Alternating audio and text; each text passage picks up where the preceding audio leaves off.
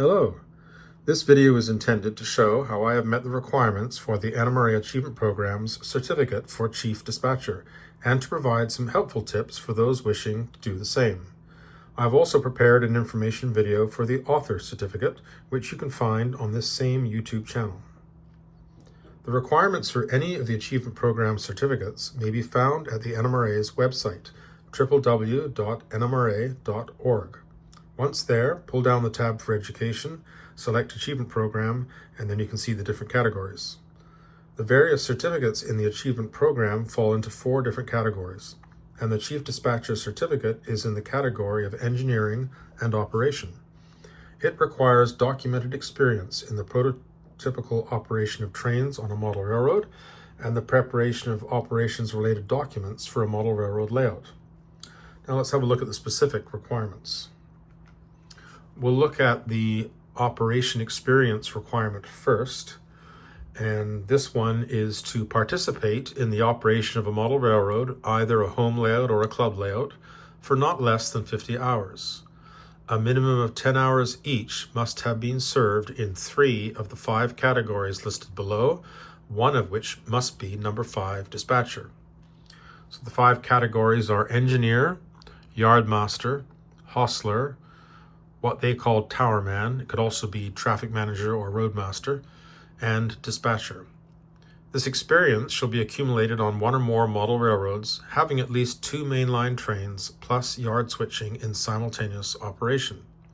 Some system of freight and passenger car movements, including road switching, shall be used for controlling train activity.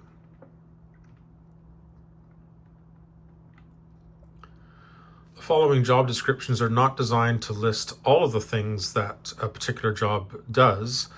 They simply list things that are typically involved in each job, and those jobs and duties are going to vary from one model railroad to another. So let's look at the first one, which is engineer. This can be divided into mainline passenger or freight engineer, or also the way freight engineer. For both of these, the person shall run their train in a manner that simulates the prototype following the rules of the model railroad being used and operated according to the signal system if used or by direct instruction of the dispatcher. The way freight engineer, in addition to meeting those requirements, shall perform all required switching with approval from the dispatcher in a manner not to adversely affect the overall railroad schedule or operations. Now, what does operating their train in a manner that simulates the prototype mean? It basically means that you are operating your model train at scale speed and that you're not performing any jackrabbit starts or sudden stops. And it also means that you're complying with the schedule in place, be it a timetable, and also operations. Here, my friend Kyle is operating a way freight on my layout, and he's seen while he's busy switching at Septimus.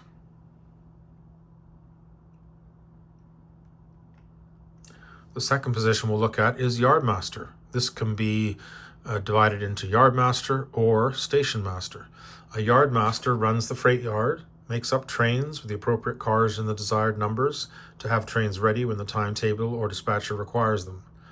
Generally, the yardmaster is also going to be the person operating the switch engine and doing the switching, but in a large yard, it could be a person who is directing other yard engineers. A station master is in charge of the passenger station and all passenger switching. They make up trains with appropriate consists so that the trains are ready to depart when the timetable or dispatcher requires them, and terminating trains are broken down appropriately and the cars are serviced and stored as needed. Switching of through passenger trains is accomplished, for example, setting out or picking up a head-end car.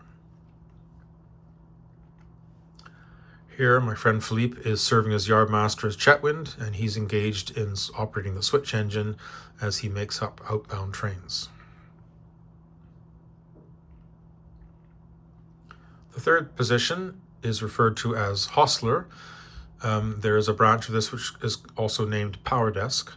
A hostler shall run the engine facilities, having each locomotive facing the correct direction, double-headed or lashed up, ready for the engineers to easily leave the engine area. Service to locomotives shall be simulated. They can also handle assignment of locomotives to the appropriate engineer's throttle. Somebody operating a power desk would decide on what is the correct motive power for each train. They would assign throttle control to the motive power, and when the assignment is finished, they would return control of that motive power to the hostler or turn them off. And here on my layout, my friend Michael is disassembling a multiple unit consist, which has recently arrived in the engine service area. The fourth position we'll look at is called Towerman, and this has several options included in it. The first is a Towerman operating as one or more towers or control panels on a layout. They would set up appropriate routes at the correct time under direction of the timetable or the dispatcher. They would report train passings to dispatcher if required. My read of this is that it's probably something that applies to a club layout where there are people stationed around the layout helping with routing of trains.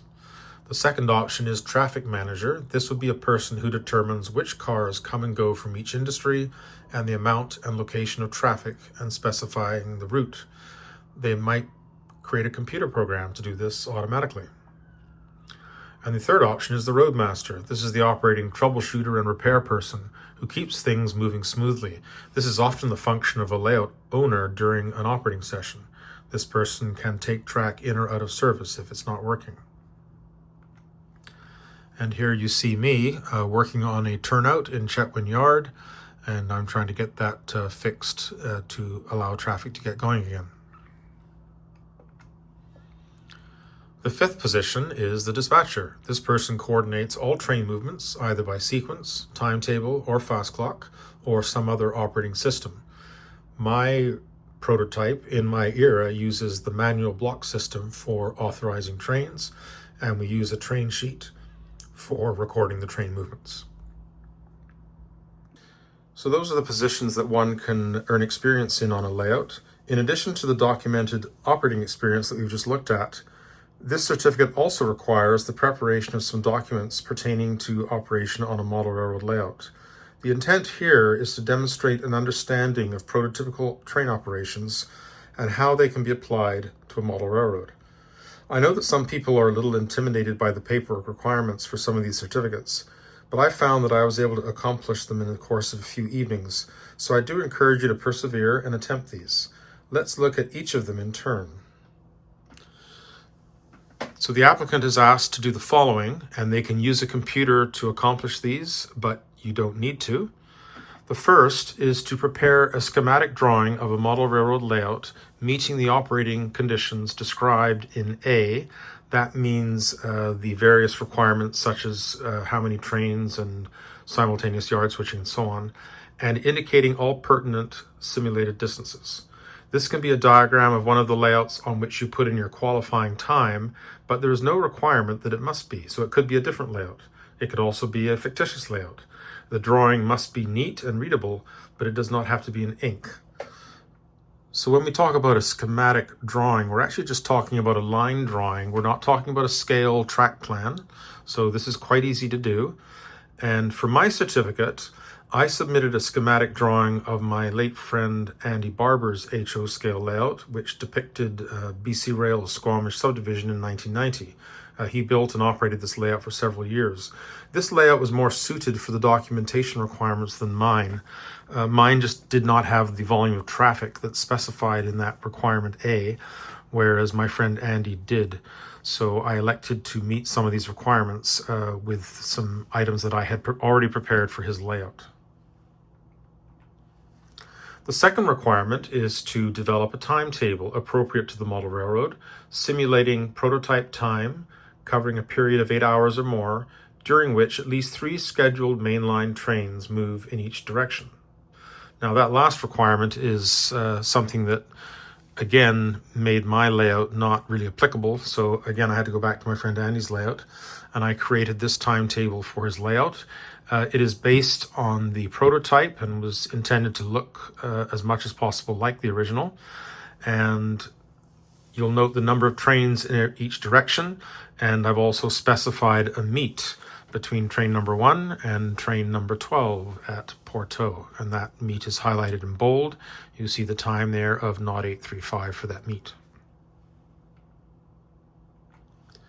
The third requirement is to develop an operating train chart, which interprets the above schedule for timetable operation of the model railroad. People often refer to this as a string line graph. You need to indicate at least one train meet on the schematic drawing required in B10 above. You need to show the position of the trains involved and describe the action, giving pertinent time and movement data to reflect the meet. Now, I created this train graph, again, for the same layout. I chose to prepare it in Excel, but it can also be hand-drawn on graph paper. That's perfectly acceptable. So the string line graph shows the trains moving across the layout from one station to the next, and also provides some times. And you can see the trains identified on the top and the bottom. And once again, you can see that meet. It's highlighted in red at knot 835 at Porto between train number 1 and train number 12. The fourth requirement is to develop or adapt a system of operation for the layout described in A, including all the necessary forms and explanations for their use for controlling car movements, train makeup, and operation in a prototypical manner. Now, for this requirement, I was able to use what I had prepared for my own layout. Here you see photographs of documents that I've prepared for train operations, including timetables on the upper left and manual block clearances on the upper right. And then down below, bottom left, are switch lists for car forwarding, and on the right are yard registers. All of these documents are used for train operations on my layout, and they were developed from the originals used by the British Columbia Railway during my chosen era of 1977. And in these photographs, the original is actually on the left in each photograph, and my model replicas are on the right in each photograph. These are the dispatcher's documents for operation on my layout, including the train sheet and a manual block clearance book. And again, these replicate the documents in use on the railway in 1977. The statement of qualification for the Chief Dispatcher Certificate requires that you include the following: the forms and drawings meeting the requirements laid out in Section B, the description of the jobs held and the appropriate number of hours in each, and the signed witnessed certificate of operation showing that all the requirements have been met and that the applicant has operated a model railroad in a prototypical manner. All of the AP certificates require a completed statement of qualifications. Some SOQs also require supplemental evidence. So here you see the first 2 pages of the SOQ for the Chief Dispatcher Certificate. You're asked to check off the various requirements you have completed. On page 3 of the SOQ, seen here at left, you are asked to list your hours in each of the various job descriptions. Remember that one of your 3 jobs must be dispatcher. Page 4 is for listing the different jobs and hours according to the layout or layouts you have operated on. Note that the hours must be witnessed, either by the layout owner or by somebody else who was present. Now, this brings up an important point for layout owners and for operators. For owners, it is a good idea to keep a record of your operating sessions, who attended and which jobs they filled. You may well find that you are asked for these records if one or more of your operators decides to apply for their dispatcher certificate. Conversely, it is a good idea for operators to keep their own records of when and where they operated, so they can ask the layout owners when the time comes to apply for their certificate. So there you have it. After submitting your operating documents and completed SOQ forms, you will receive a certificate like this one. The Chief Dispatcher Certificate is in the category of Operations and Engineering and indicates that you have an understanding of prototypical train operations, how to apply them to a model railroad layout, and that you have experience in doing so. Thank you for watching. I hope to upload additional videos as I work my way through the various requirements for the Achievement Program Certificate. Bye for now.